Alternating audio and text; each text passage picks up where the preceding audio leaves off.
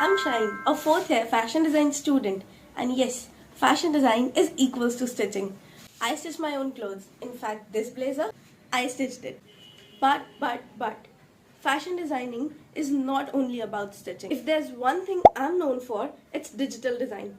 That is my real forte, my comfort zone, and my playground. And I live in two worlds at the same time. The physical world where patterns, drapings, and fabrics exist, and the digital world where ideas become vectors, prints, renders. So, who am I as a designer?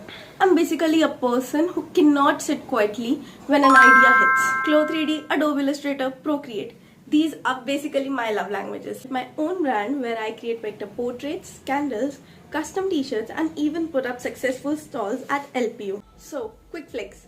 My outfit actually worked at Chandigarh Times Fashion Week. Peak designer moment, right? I did a print design internship at Gropi Krishna Mills where I learned how prints grow from cute ideas to actual fabric in real life. And as a recent intern at Active Clothing, I was in both design and marketing. Why me? I'm a mix of creativity, digital skill, conceptual thinking, and honestly, a lot of enthusiasm. I love what I do.